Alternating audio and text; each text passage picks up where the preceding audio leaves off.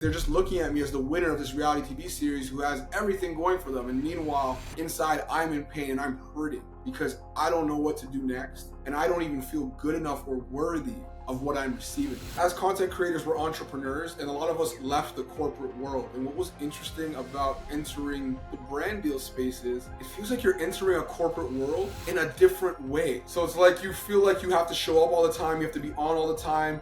You have to be making content that's aligned with brands all the time. Honestly, it got to the point where I didn't feel like I was showing up as my authentic self. I started losing myself in that. Has there been a theme that you've noticed in men of what they seem to struggle with the most when it comes to their mental health and well-being, or even being open enough to talk about it with people? The biggest thing that guys seem to feel is that.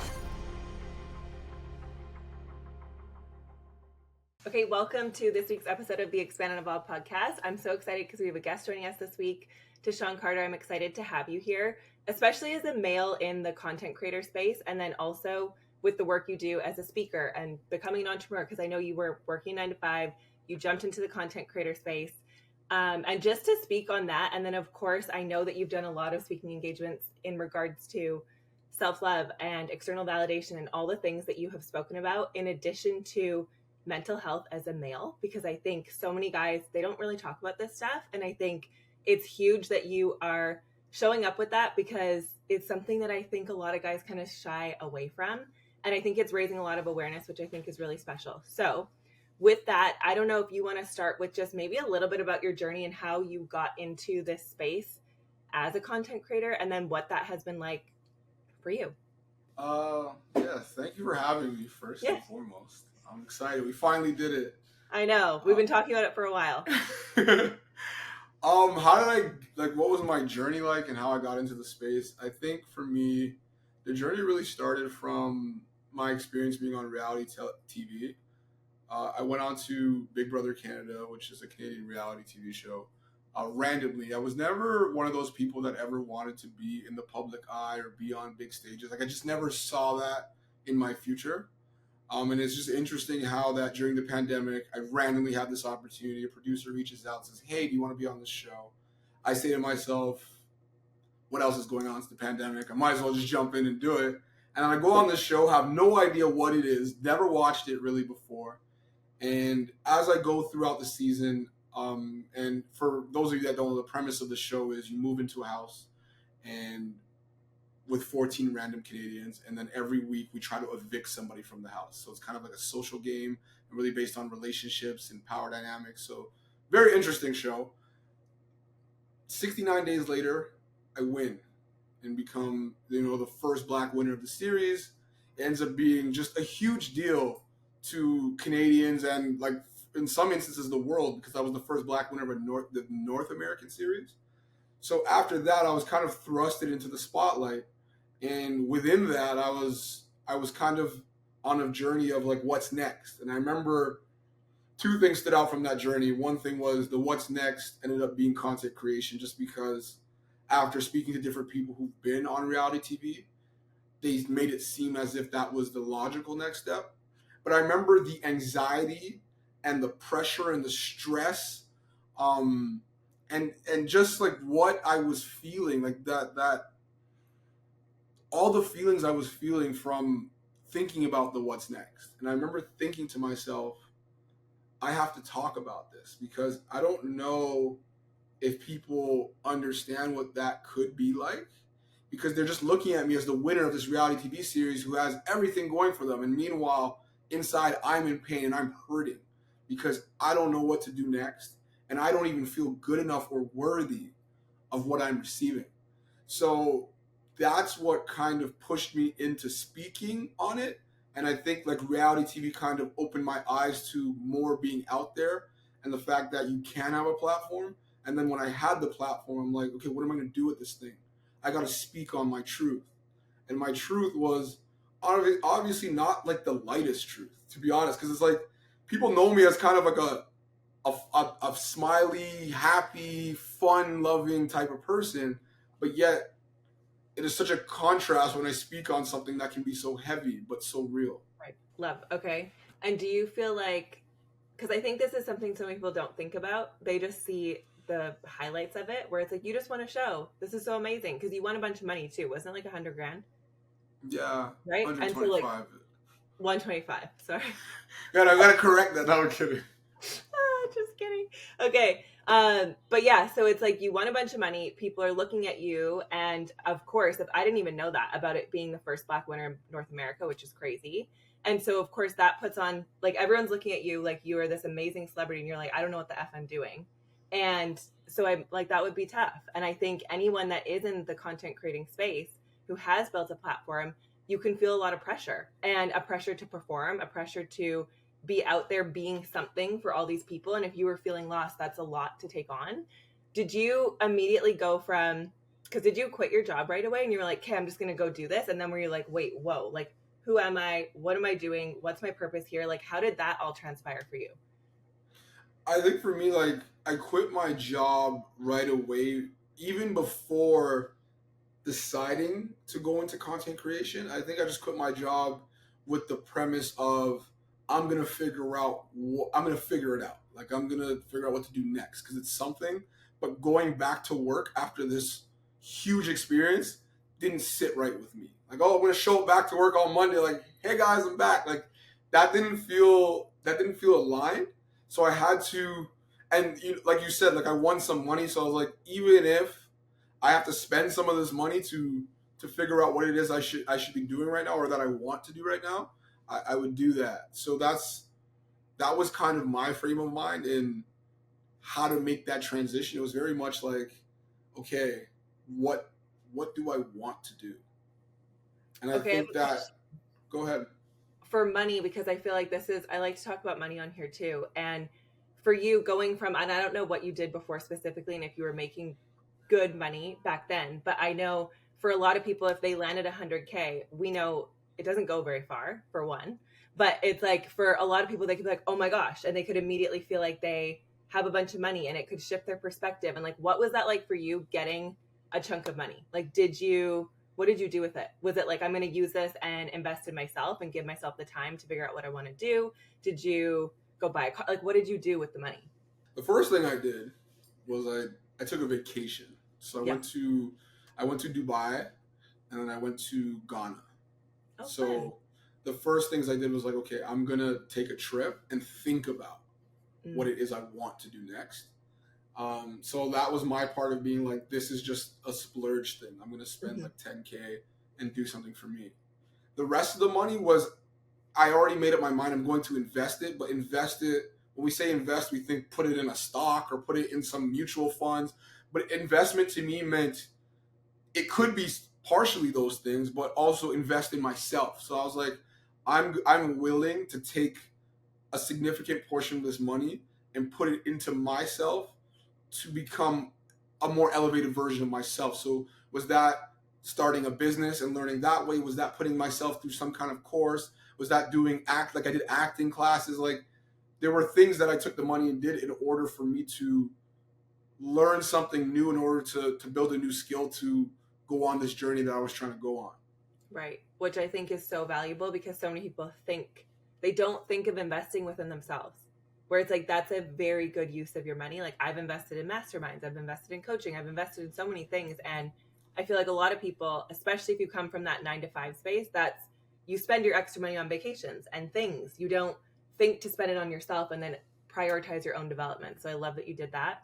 And then did you feel like you got into, because I know for me and a lot of content creators in the space where they are taking brand deals, the pressure to always be on and always be showing up and then have to continue to take more and more deals in order to obviously make the type of income that you want to make.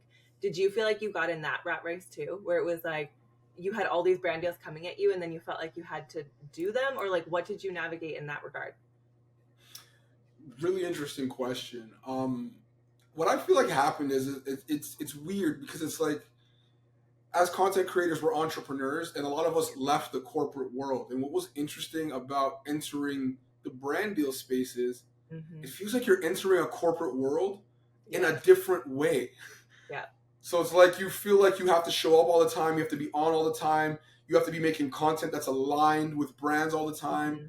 And honestly, it got to the point where I didn't feel like I was showing up as my authentic self Yeah. in the way that maybe a brand might not like. It was always like, well, what will brands think of this? Right. And in a weird way, I feel like I started losing myself in that, Mm. in the fact that the pressure of being on, the pressure of performing Yeah. for not just my audience, but for brands, and just overall saying yes to things that maybe I Didn't wouldn't really. necessarily say that Yeah. didn't really align Right. because it's good money, Right. Yeah. And I right? feel like that's the space a lot of people find themselves in, because now you're like, oh shoot, like if I show this part of my life, is this brand gonna like it? But then yeah, it I feel like it mutes you. And then if you're not able to show up fully as you, then that's where you start to lose yourself, because now you're trying to, exactly like you said, perform. And it's like that's the same thing you feel in a corporate job a lot of the time. It's like, okay, I'm here in my 9 to 5, so I better like be this version of me, but they don't know this other version of me. And I found for myself, like, the deliverables that they would set and then making you have to recreate it. I'm like, no, this is how I would create it. But then they're asking you to change it to be like them. And I'm like, this is so annoying. Like having to meet all of these different needs. And it did start to feel like a job for me. And that's why I kind of transitioned away from doing so many brand deals. But did you feel like that for you too? And are you still taking on a lot? Or do you feel like you took space, regrouped into like finding how you wanted to do this, and then started taking on more? Or what was that like for you? I think for me, exactly kind of what you described, where it's like now I've stepped back and I'm taking a bit of space because what I was finding was happening was that I I was losing myself. And why I say that is because like I think a lot of content creators probably go through this. We go through potentially an identity crisis. And why I say it's an identity crisis is because like a lot of times we live our lives putting ourselves in boxes. Like I am a lawyer, I am a doctor, I'm that. And I think as a content creator, what's interesting about it is that for a lot of us, our job is being the content creator. So now, what's my niche? And I think finding our niche can be an identity crisis because you think to yourself, I'm not just one thing. Like for me, I play sports, but I like to travel, but I like to dress nice, but I like to talk about mental health. Do I have to be one of those things to Right. align better with my audience or the algorithm at that too? Because we all know the algorithm pushes you if you have a niche. And if your niche is very clear, you're going to grow faster than someone who doesn't. And I think Interesting. for me, it was an identity crisis because first I was losing myself with the brands, but then secondly, I wasn't able to define myself. Who is Tychon on social media? Because I know who I am as a person, but now it's like, how do I want to show up here? And it's like I was even receiving criticism and suggestions from people. They're like, well, you're confusing us. Some days you're shirt off and sexy, other days you're talking about mental health, and other days you're funny. Which one do you want to be? And I'm like, All of them. those are all me. Oh But my but I god. think but I think the conclusion that I've come to, what was missing, um, from my brand and how I was presenting myself was I didn't have a common thread connecting all these things together besides the fact that they're me. So I think that's the journey that I'm on now is what is the common thread that I want to connect all my stories to?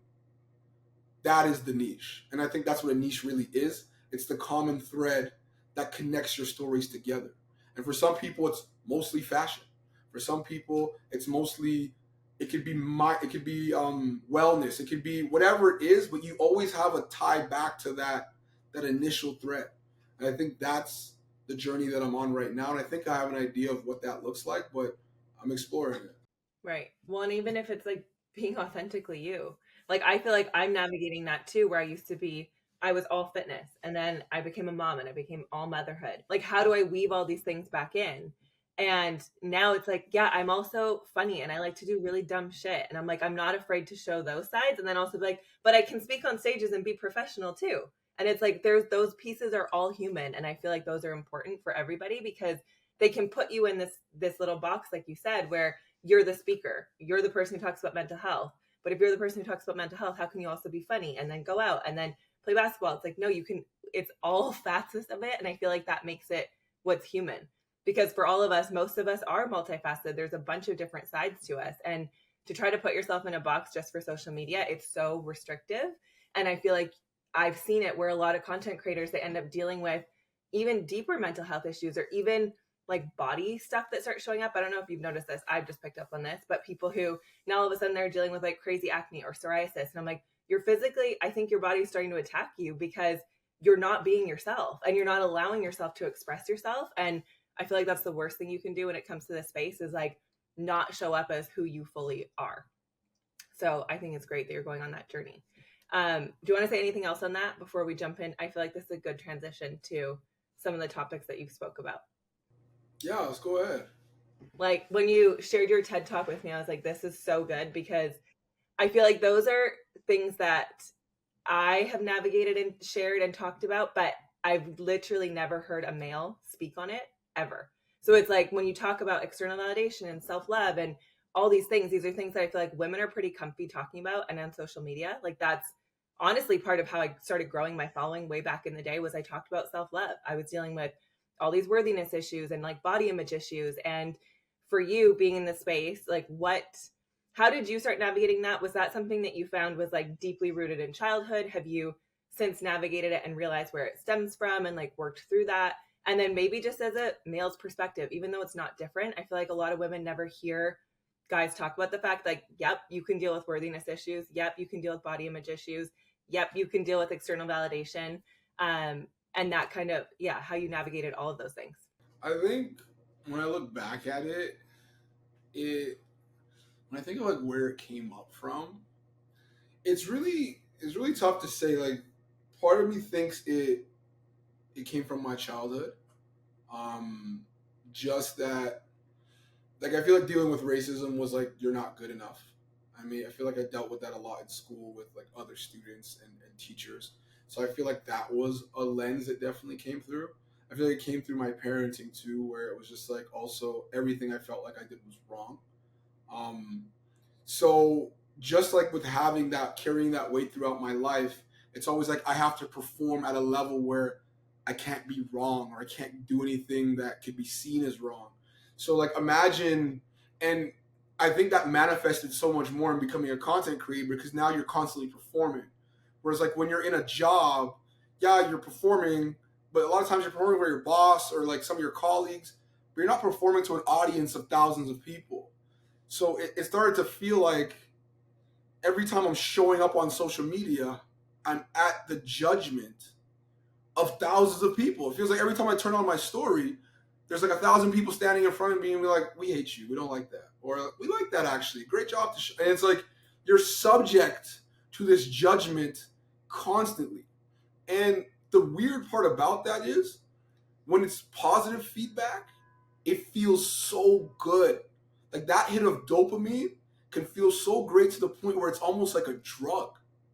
So it's like winning Big Brother was like, oh my God, people are stopping you on the street. You're amazing. You're this, you're that. It's like, you want to feel that again. You want to feel more of that. Where can I get more? Where can I get more? And you see thousands of likes on a post, you feel it more. And then you get a post where it doesn't get those likes, where people aren't commenting, where people are actually saying you suck and you look fake, and that's Wait, have cringe. people Like, literally said this to you?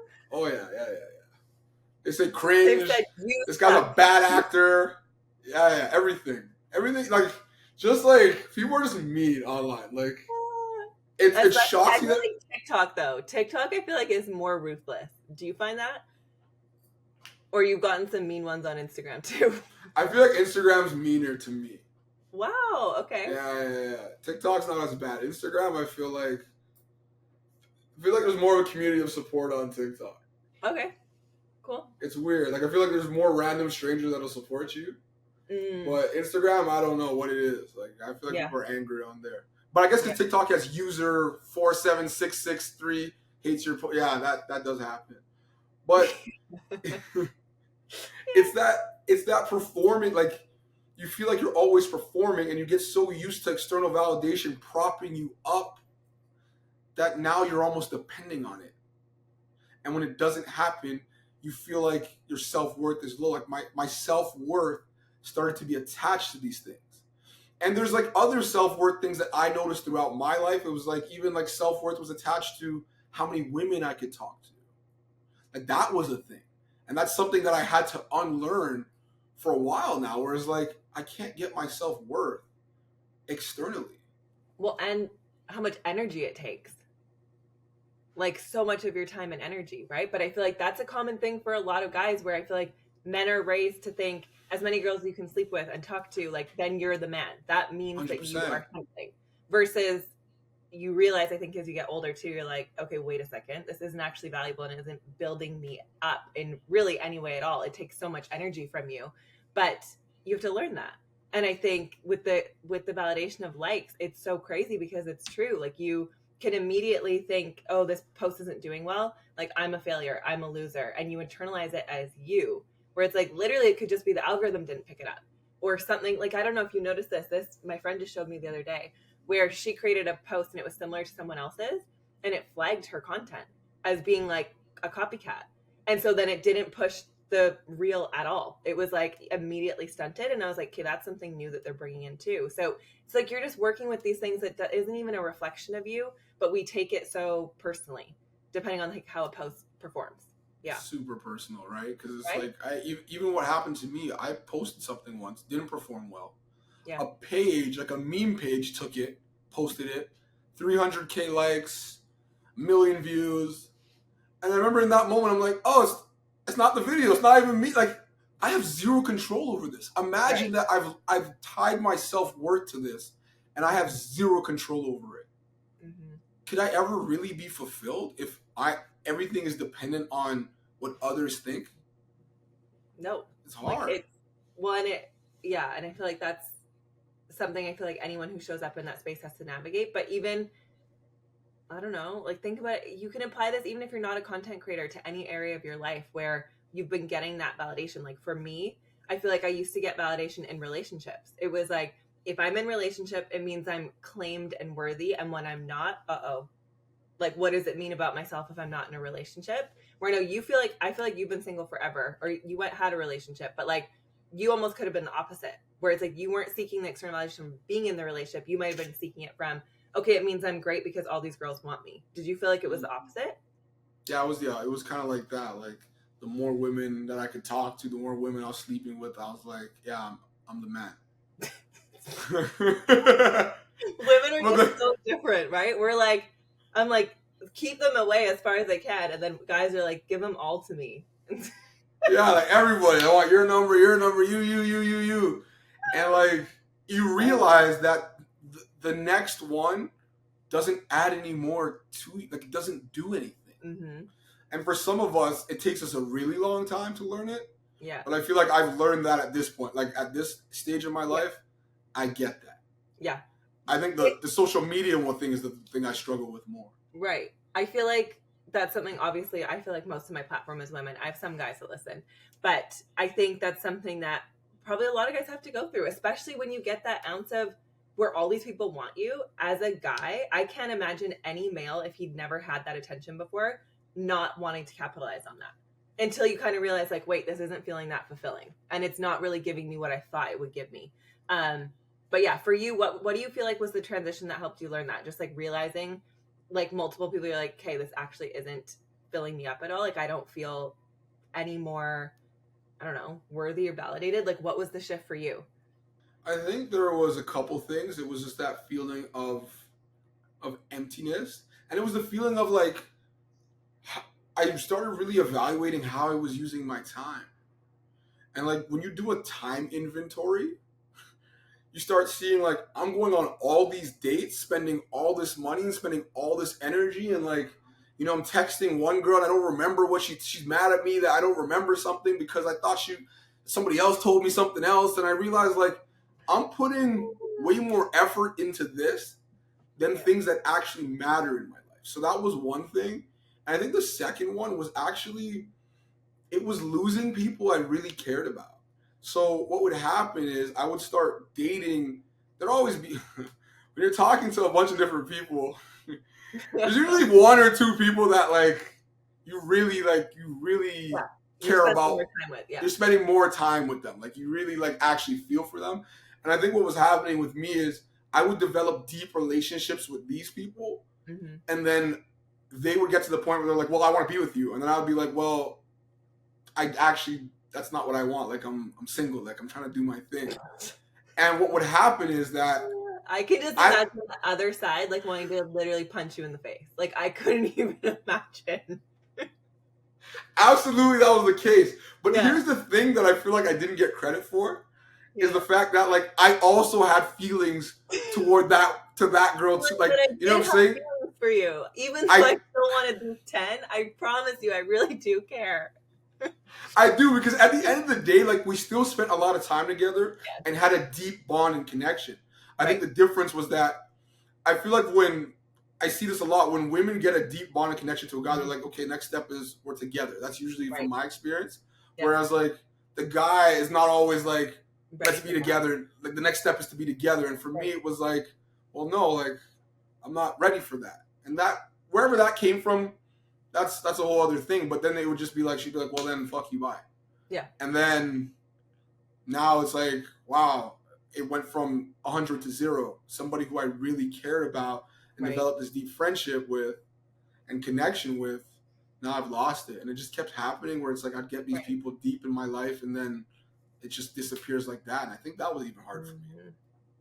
That's so interesting as another perspective, because I know that's just biologically we're wired a bit different. Like you can really start to care about someone and feel like they matter to you and still be sleeping with other people, where women usually create like a very deep emotional bond almost immediately, that they kind of lock in on you, and guys can be like, I'm good, like I can see all these people. And so it is very different. What was it, where was I going with that? Just understanding the difference where you could really feel for them, and then you're like, but I did care, but they don't see it like that, because they're like, if you cared, then why wouldn't you choose to just be with me right now? Is that where you started discovering like maybe I have commitment stuff going on? Like where, because I know you were navigating that for a while too. And have you figured that out?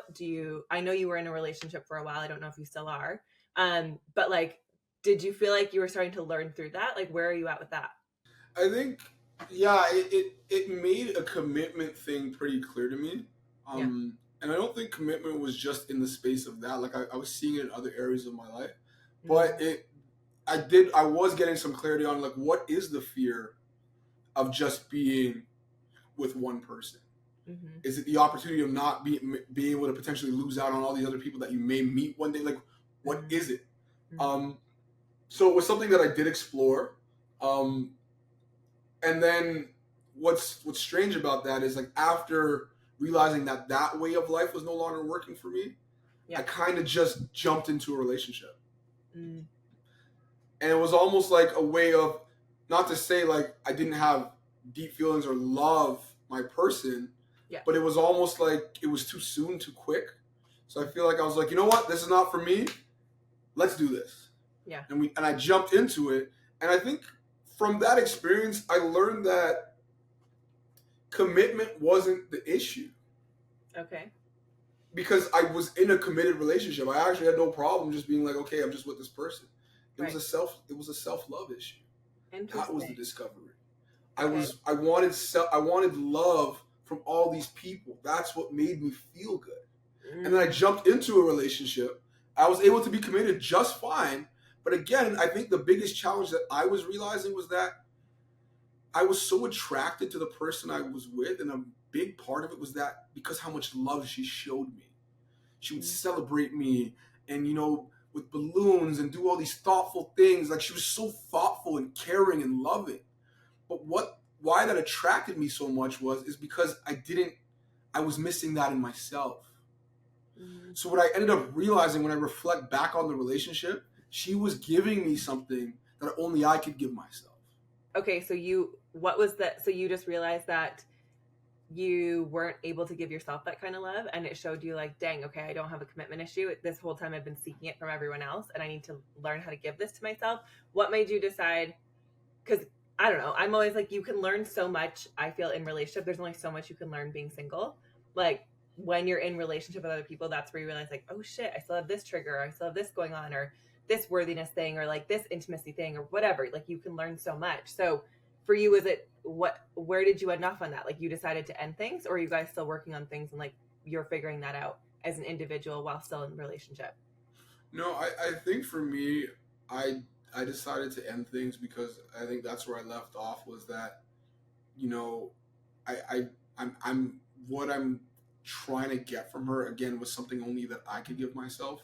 And it was very ironic that at the time I was reading Jay Shetty's book. I think it was Eight Rules for Love, something Eight Rules for Like eight Love, rules something for along. love. Yeah. And the first chapter was about self love, Mm. and it was just kind of like it's important that you have a certain amount of love for yourself before you enter any relationship. And I think Mm-hmm. I was already feeling like, maybe I should step away from. And reading that chapter of the book, I was like, oh my gosh, Yeah. I'm a big believer on you can't pour from an empty cup, Mm-hmm. and I just believe my cup was empty, and or close to it, and I just didn't think that was the right time for me. And I also felt like we Right. both had things that are related to self love that we both needed to work on separately, and that us being together um, would be more of a trauma bond, Mm. and it would be helpful for us to work on things we Work needed to through. do. Fair.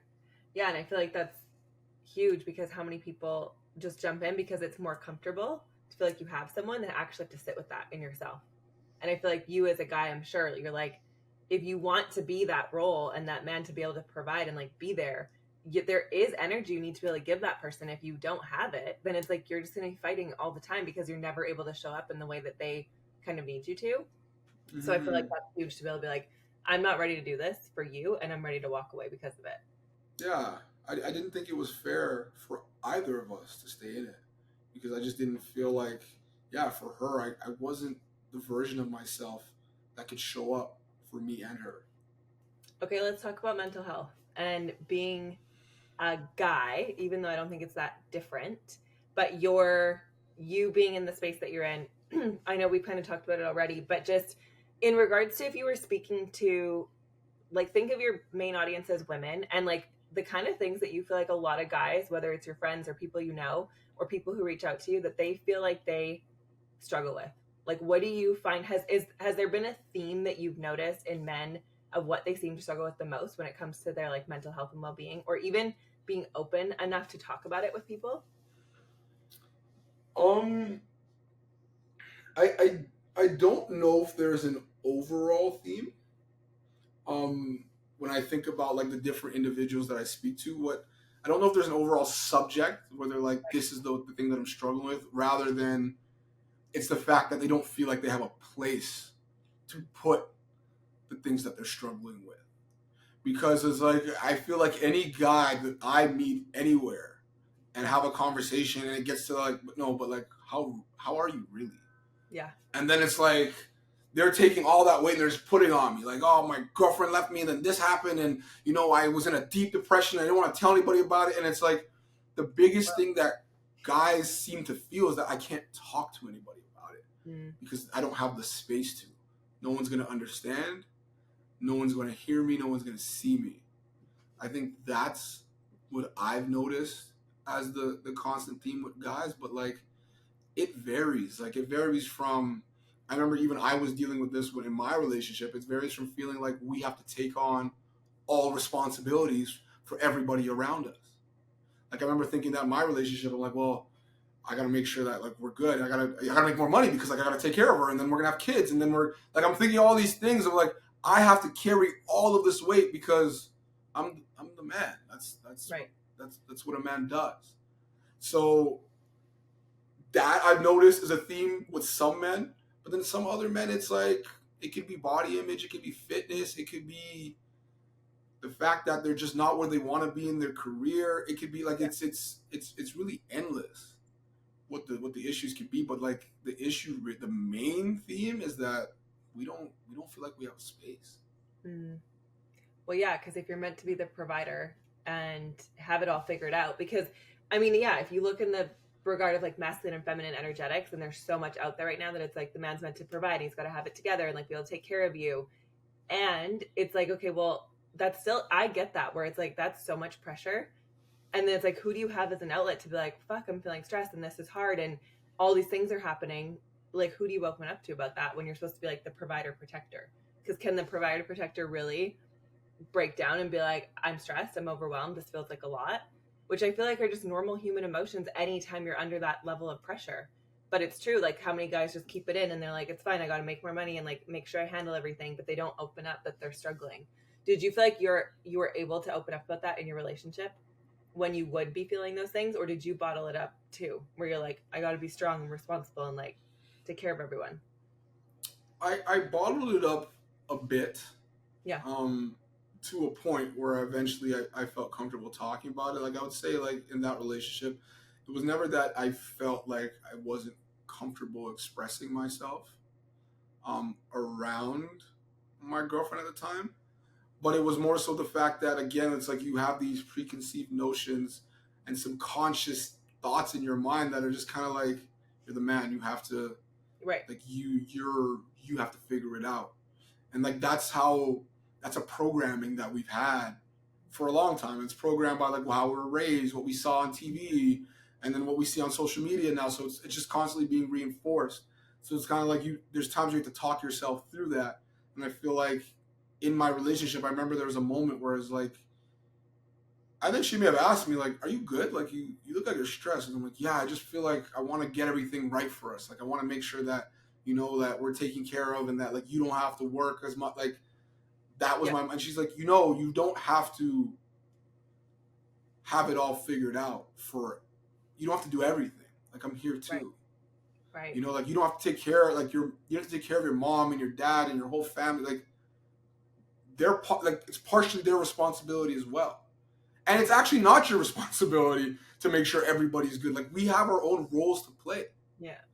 But like we can forget that and want to be the superhero and take care of everybody. And sometimes that ends up destroying us rather than just being vulnerable and real. And like that's why like I feel like the real strength is in the vulnerability, to be able to come out and admit that yeah, I want to take care of all of us, but I'm struggling to do it. Right. And like, or I need help. Like that's where the real strength is.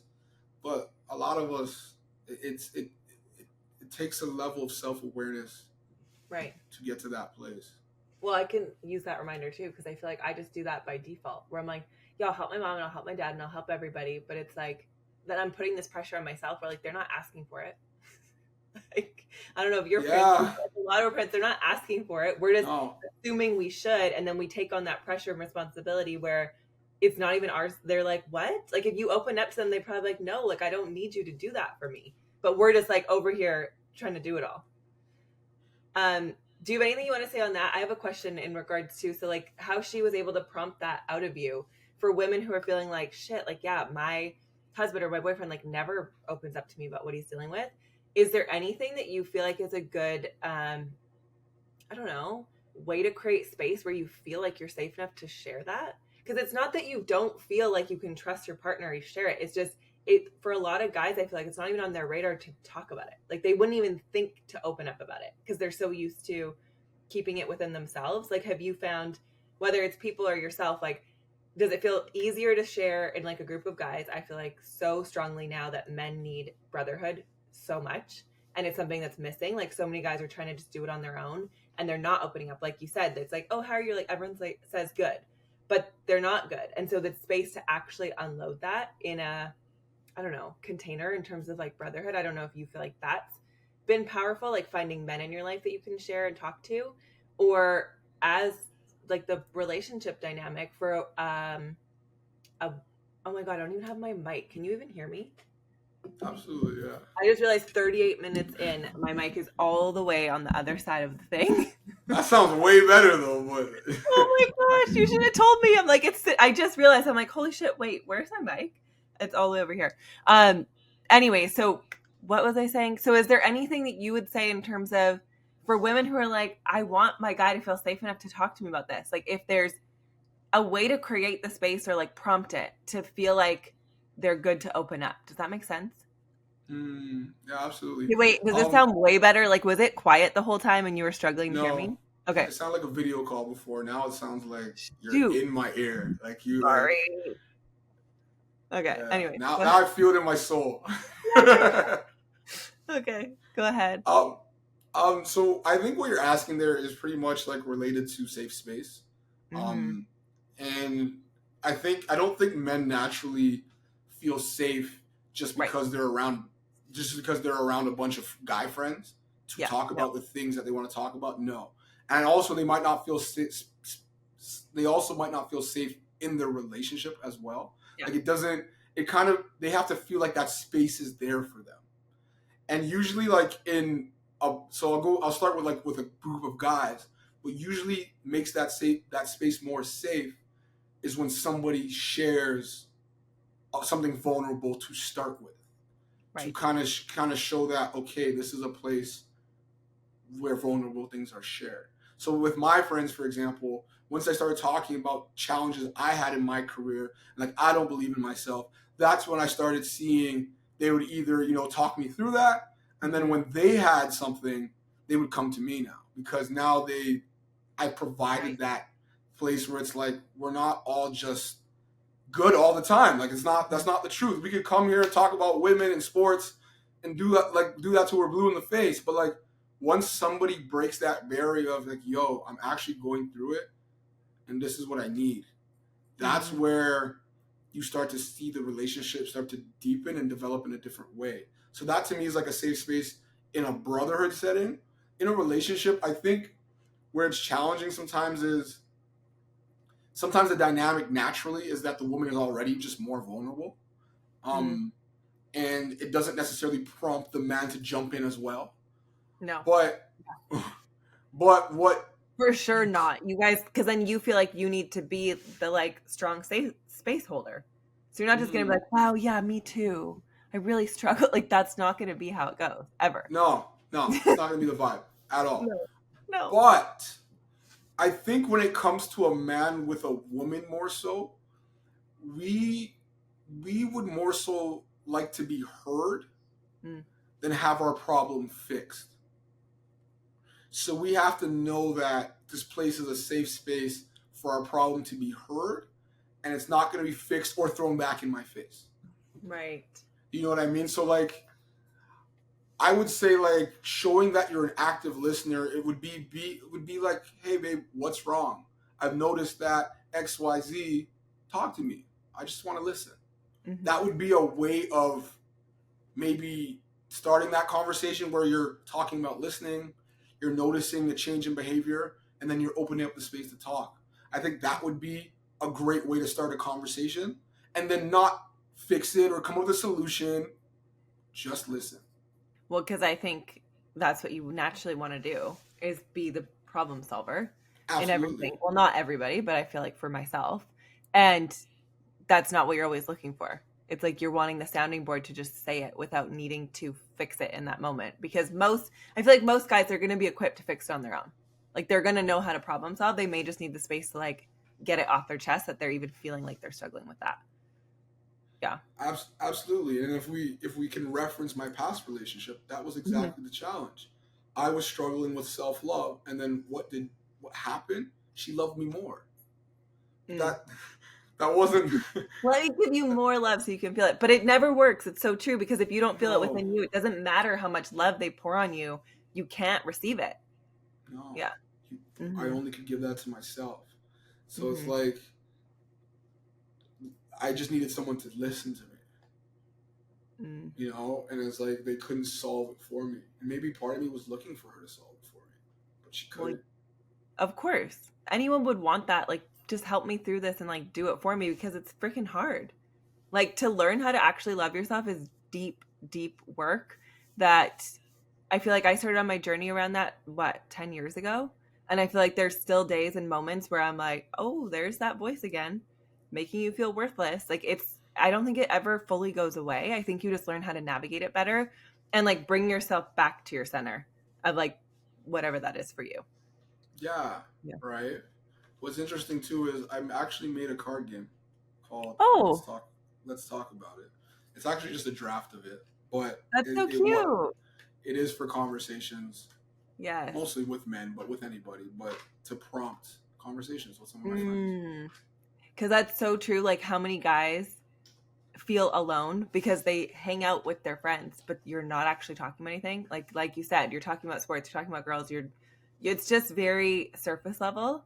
And so to actually have a space where it prompts you to go deep it's a skill set I know myself would appreciate in all men if they could learn how to do that. And then also they would feel, you just feel so much more connected by like having people actually know what's really going on in your life and knowing to Absolutely. talk about it.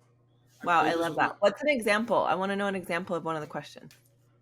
so I played it with my friend and I said, "What's one thing in your life that you regret and why?" Mm. And he gave me the deepest answer that I couldn't have ever answered this question. Yeah. And I remember being like, I feel like we are better friends in the literal 5 days because we took a few cards from this. We probably did 2 cards each, and we Right. know each other so much better. Because it's like it's so much better than being like, how's your week? What's Yeah. going on with you? You good, bro? Like you Yeah. good, bro? Doesn't even. I'm pretty much telling you you're good. Yeah. Whereas like Yeah. Yeah. this You're game putting is on like, yeah, I'll pull one card for you right now. Let's see. Just pull a random one.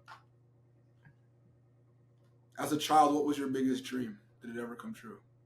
them. Ooh. I think mine was a perfect little happy family and a husband and being married. And I think I'm navigating it right now, like dealing with the separation and moving through to divorce, where letting that go, that like it didn't happen like I thought it would. And now, yeah, it's like, so it's like it didn't come true, but I know it will. It's just navigating, it didn't happen the way I thought it would, and letting go of the picture perfect family that I thought was just inevitable for me. So for me, I'm Mm. like, when I really think back to childhood, being a little girl, it was like, yeah, the family. So you're That's, you're it makes me emotional because it's really fresh of having to actually like let it all go. oh my gosh. So your identity. So to follow question to that, you were at a Mhm. point where you had that dream family that you thought. How was it? How did you let go of that identity? How what was that like? It was the hardest thing I think I've ever navigated in my life because I heard a podcast that was talking about soul contracts. And in that moment, I knew something was off, but I hadn't even brought it to the awareness to acknowledge it yet. Because I'm just, Yeah. it's perfect. Like I have my kids and I have my husband and everything's perfect until it wasn't. And I heard on this podcast that you can go through life and you have soul contracts where eventually it can just need to end. And I went, oh my gosh, ours is over. And in that moment, I couldn't unsee it. And then I went through 2 years of hoping it was just a thought, that it wasn't real, that it would never come back, that it was like, that's just a thought. That wasn't real. Like people in marriages, yeah, they go through little things. Like it's fine. You guys are fine. You guys are fine. Everything's good. And it was over 2 years and now we've been separated for over a year and a half. And it's still, I'm still haven't fully let it go. Like only this last couple of weeks where it was like, you need to actually release this completely. Because I've done so much work around it, but have I fully let it go? No. And so it's like I feel like I'm finally at that space right now where I'm ready to actually cut the cord, let it go completely, and know that it doesn't mean it's not happening. It's just going to look different than I imagined. Mm. Yeah. So the identity to it, I don't know. I think I still identify with it. Because once I fully let it go, then it's like, oh, you know? Does that make sense? Yeah. Yeah, absolutely. You're just at the place where it's still me, but it looks different, and Yeah. it'll still happen, just in not in the way that exactly I had imagined. Right. Do you believe in, because it was so random, do you know the app, The Pattern? Yep. Okay, so after that thought, like 2, 3 weeks later, I opened it up and it was talking to me about a cycle I was in.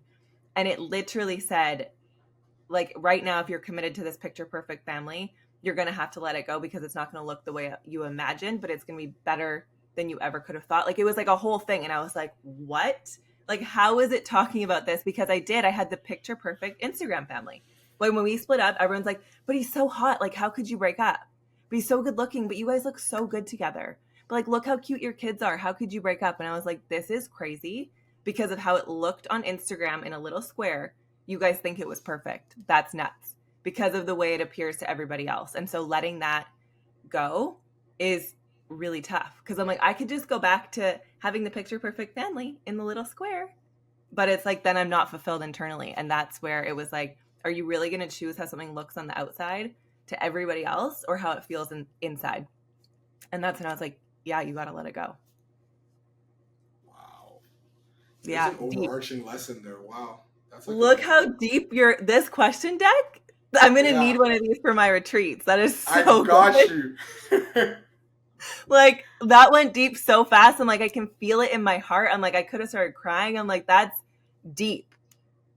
Absolutely. That's Wow. honestly that's why I made it, because I was just like, we don't have these conversations as men. I mean, card games exist. It's not like a new phenomenon, but like I want to make my own one and like Yeah. really do like men's events, and really we talked about brotherhood. Just create more of that because Yes. I need it, not just because I'm doing it for others. Like I actually need it for me. No, you need to do group events. The amount of men who need it, but they don't know where to go.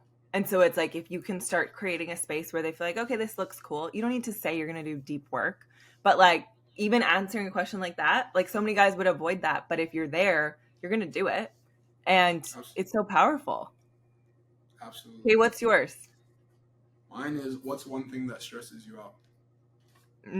Okay. Content creation. I want you to answer the other one too, because I'm curious. You're one. My dream. What was the question again? What was a was your dream you had as a kid, and like, did it come true or something? I think mine was to be like a lawyer and like have a very successful career like in law in that space. And Yeah. no, it did not come true at all. I did not go anywhere near that route. But the path that I've had, I think, is way more aligned with who I am. That I'm seeing today is that one thing that I think I was trying to say in my childhood, which was very clear to me, is that I have leadership qualities, and I think my whole life I've been a leader, in good ways and bad ways. Like I used to be in the classroom just doing bad shit. Everybody's following me, or like whenever we get in trouble, it's like, Tychon, you caused this. Like, so I was always seen as a leader in basketball. I was a leader, always just a leader, and in a weird way, I feel like throughout a lot of my life, I tried to shy away from that leadership role, where it was like, I don't want to be responsible though for being the leader into something wrong, or to not know, or to have all the pressure on me. So that leadership quality is transcended into my adult life, where it's like I was in a corporate world job where I was sort of a leader, and then I was thrusted into as a public figure, where it's like now I'm leading conversations on mental health. I'm leading conversations on modern masculinity. So it's like that is still the dream, just in a different way. So it's like I feel like even as a lawyer, what I loved about it was I thought about being a defense lawyer, and then what I really loved about it was defending somebody with an unconventional argument, defending someone who's who wouldn't be defended, having a voice for someone who doesn't have a voice. And I feel like in a way You're doing I'm sort that. of doing that, just in a completely different, like talking about the things I talk to. It's not the things I talk about now are not really the sexiest things, Right. However, I do them because I feel like it's important to voice my authentic self, and I realize by doing it, there are people out there who are empowered by just knowing that someone else out there feels how they do. Right. Well, that's what I was going to ask you, is what was the root of wanting to be the lawyer? Because if it was to be successful and to make money and to like defend other people and be the voice, it's like you can do all those things without being a lawyer. And then it's like, okay, how do you stay true to those things that you like were pulled toward? And then I was also going to say, you said something else that I was thinking about too. But in regards to being the voice, and like when you think about the content creation and it stressing you out, it's like if you come back to those core things and those values and you hit on those in anything you do, then it's like it shouldn't stress you out anymore because you're being the truest to you, regardless of how it lands. And then it's like, then you're going to know that you just blow up because you're being you.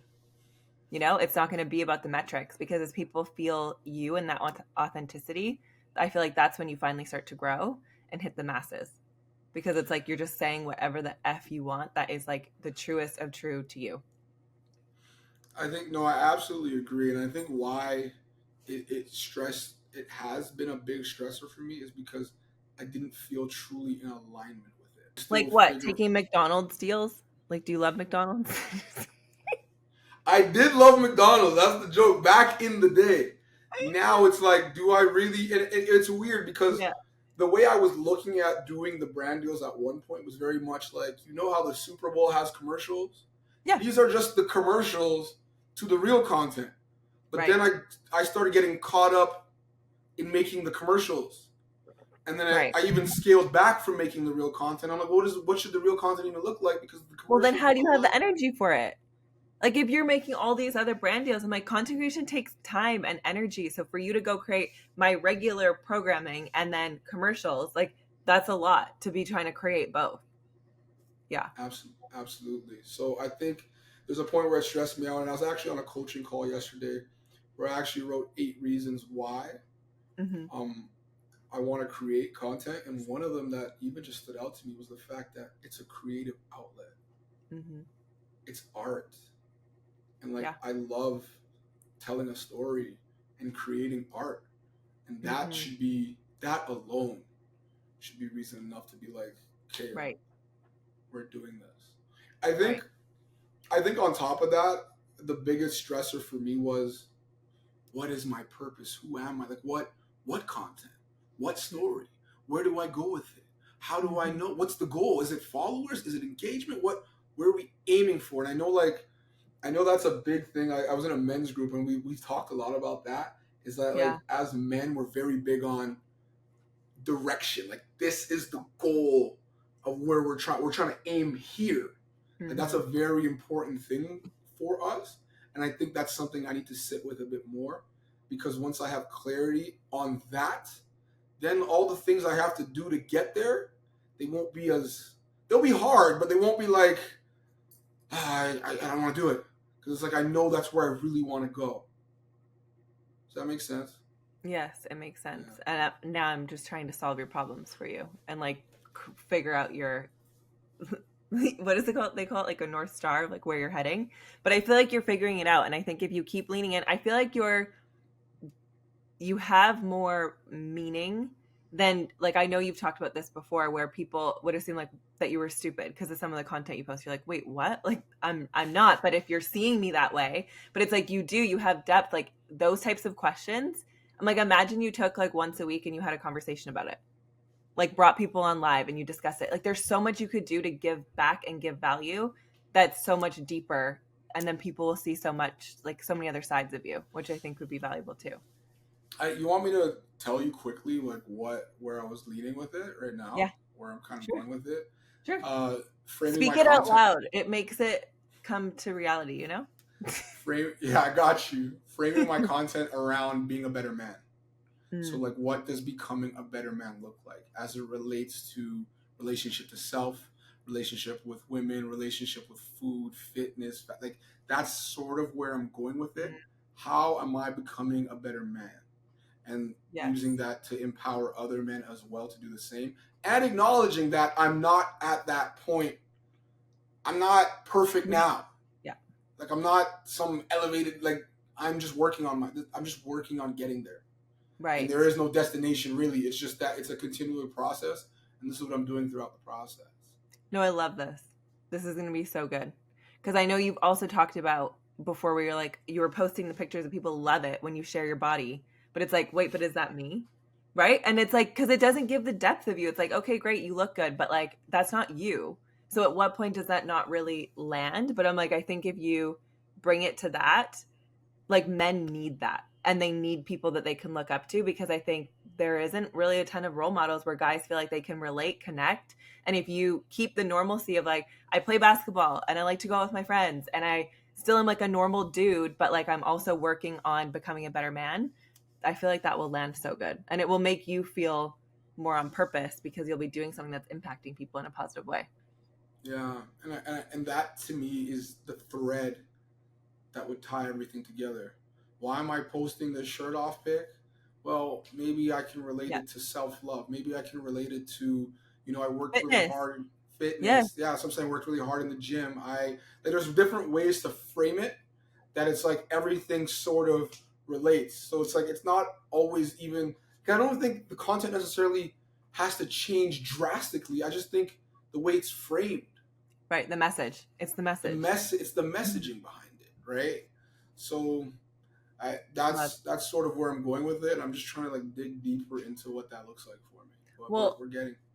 I even think for me, like someone I've worked with, I hired her, and she said to me, she's like, I would never hire someone who's overweight. And I went, whoa, like that's a bold claim. And she said, if you can't even take care of yourself, how am I going to trust you to take care of my multi-million-dollar business? And I went, wow. Because if you take it from that perspective of men, there's so many men who don't take care of their physical health. And a lot of the stuff that I've done, like that Danny Morel, the Awaken event I shared with you, um, he talks about this all the time. He's like, if you were supposed to run in and save your family from a burning building and you can't move your body, like you are doing a disservice as a man. And so obviously that's a very firm way to look at it. But if you're raising awareness in that sense, like you should be strong, you should be physically fit. Like that's something that should be such a core value for all of us. And then men for specifically, like that would be huge for you to be able to talk about that.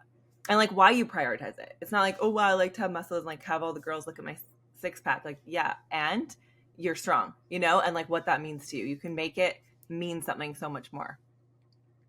Absolutely, right? Because You want even to like, flex to end it off? Just kidding.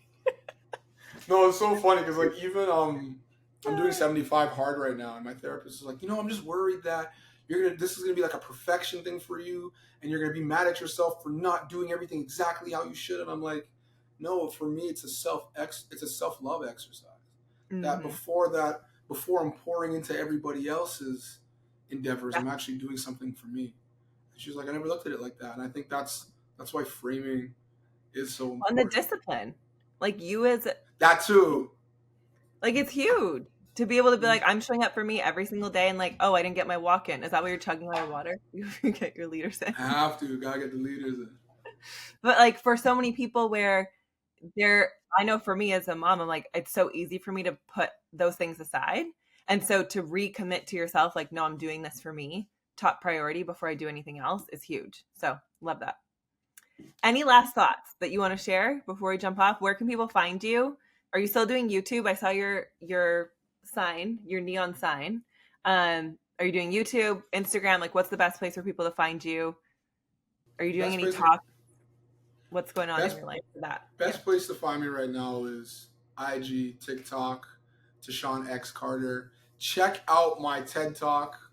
I'm trying to we gotta get the views up on that. So come check it out. It's actually a really interesting story. And do I have anything coming up? I haven't launched it yet, but I have a men's brunch called Soul Sessions. I'm doing that at the end of November, beginning of December, bringing a bunch of men together. We're gonna play the game and talk about the importance of brotherhood. And we want Know to that and really game. right, So and then turn it good. into a series. I want this to be a series. Like I want Yeah. every month for us to get together and learn something and grow together because we need spaces where we can be vulnerable. I'm going to put it out there that you're going to be doing like big talks where you're leading the whole group though. Like I know you speak at other people's events, but I feel like you need your own event and it'll be a brotherhood event. And you'll be able to impact men in like a really, really deep way. I think you should go to Awaken, catch a vision for how he functions it, and then you should do that yourself. You know Just a what? thought. I actually really want to go. Like from when you Yeah. sent it to me, like I'm super down. No, it's so good. It was literally the best thing I ever did. I did it March of last year. And it was the first moment I had where I went, okay, I need to let my relationship go. I was like losing all my money and I was like, what the F is going on? Like I make good money. I was able to like write down my intentions, make all my money back plus more. Like it was such a pivotal moment for me going to that. So you might love it. Yeah. I'm gonna go. Amazing. Thank you so much for being here. I appreciate it. I will link all your stuff in the show notes so people can find you. Perfect. Thank you for Amazing. having me. Yes. Thanks for being on. Have a good day.